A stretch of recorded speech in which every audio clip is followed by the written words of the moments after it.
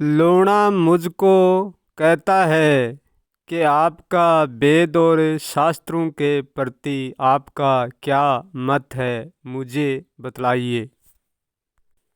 मेरा लूणा वेद ग्रंथ शास्त्रों के प्रति जो भी मत है वो तुम्हें आज मैं बताता हूँ। मेरा मत ये मत है वेदों ग्रंथों शास्त्रों के बारे में कि मैं उनको बहुत बहुत धन्यवाद देता हूँ। और वो धन्यवाद लूणा मैं इसलिए देता हूँ कि आज हमारे वेद ग्रंथ शास्त्र नहीं होते तो ये संसार का सिर झुक जाता। ये संसार बिना वेद ग्रंथों के बिना उठाकर शीश उठाकर कोई भी बात नहीं कर सकता था। वेद ग्रंथ शास्त्रों के अनुसार ही सब लोग अपना शीश उठाकर बातें कर रहे हैं। धन्य हो वेद लिखने वालों ने, जो को आज सब संसार को वेदों पर अंगुली उठाने का यानी आंगली उठाने का मौका मिल रहा है। सब अपनी अपनी आंगलियाँ उठा रहे हैं, नहीं तो सबकी मुट्ठी बंद की बंधी रह जाती और सबका शीश झुक्या का झुक्या ही रह जाता था। शीश उठाने का वेद ग्रंथ शास्त्र बिना शीश उठाने का किसी को मौका ही नहीं मिलता। इसलिए धन्य हो जिसने शास्त्र वेद ग्रंथ लिखे हैं, उनको धन्यवाद देता हूँ मैं।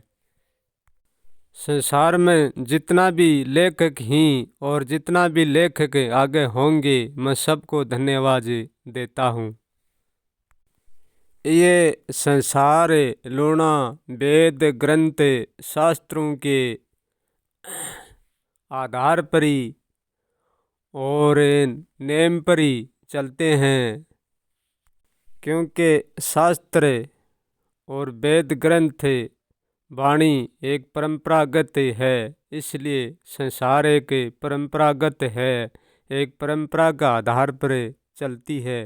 ये पूरा ब्रह्मांड परंपराओं से ही चलता है। यहाँ जन्म से लेकर जीवन और मृत्यु तक सब परंपरा में ही आते हैं। वेद वाणी चारों कहानी ये सब परंपरा में ही आते हैं। ऋतु भी परंपरा में आती है, बेऋतु भी परंपरा में आती है। यहाँ ध्यान की भी परंपरा है, यहाँ मन की भी परंपरा है, यहाँ चित्त बुद्धि की भी परंपरा है और यहाँ नाम की भी परंपरा है। यहाँ भगवान की भी परंपरा है, यहाँ परमात्मा आत्मा की भी परंपरा है। यहाँ पाप और पुण्य धर्म की भी परंपरा है, यहाँ नेम की भी परंपरा है, यहाँ सत्य की भी परंपरा है, यहाँ झूठ की भी परंपरा है, यहाँ सच की भी परंपरा है, यहाँ भोग की भी परंपरा है, त्याग की भी परंपरा है, संन्यास की भी परंपरा है। यहाँ होश की भी परंपरा है, जागने की भी परंपरा है, सोने की भी परंपरा है, अज्ञान की भी परंपरा है, ज्ञान की भी परंपरा है। यहाँ नीति और अनीति की परंपरा है, यहाँ राज धर्म की भी परंपरा है, राजनीतियों की भी परंपरा है, राज विद्रोही की भी परंपरा है। यहाँ देवी और देवताओं की परंपरा है, ऋषि मुनियों की परंपरा है, जीव जंतुओं की भी परंपरा है। यहाँ मत और पंथ की भी परंपरा है, यहाँ शक्ति भक्ति की भी परंपरा है, यहाँ जानने और भूलने की भी परंपरा है, यहाँ मानने की और मनाने की और देखने की और दिखाने की और न देखने की, ये सारी परंपराएं हैं। यहाँ प्रेम करने की परंपरा है और विद्रोह करने की भी परंपराई है। यहाँ सांस लेने और छोड़ने की परंपरा है, यहाँ वाणी धारण करने की परंपरा है, यहाँ लिखने और जखने की परंपरा है, यहाँ मौन की भी परंपरा है, यहाँ लोक परलोक की परंपरा है, यहाँ नरक और स्वर्ग की परंपरा है, यहाँ तीर्थ व्रत धाम की परंपरा है, यहाँ मान्यताओं की परंपरा है, यहाँ नई मान्यताओं की परंपरा है। यहाँ दंड की भी परंपरा है, यहाँ सजा की भी परंपरा है। यहाँ अत्याचार की भी परंपरा है और अत्याचार को मिटाने की भी परंपरा है। यहाँ धर्म को जगाने की परंपरा है। यहाँ गश्ती की परंपरा है, यहाँ लोकतंत्र की परंपरा है। जितनी भी यहाँ अपार परंपराएं ही वे सारी वेद और शास्त्र ग्रंथों के माध्यम से ही आती हैं। मैं धन्यवाद करता हूँ गुप्त शब्द वेद को, ये गुप्त शब्द वेद है उसको धन्यवाद करता हूँ, क्योंकि ये शब्द वेद ही है सब कुछ है।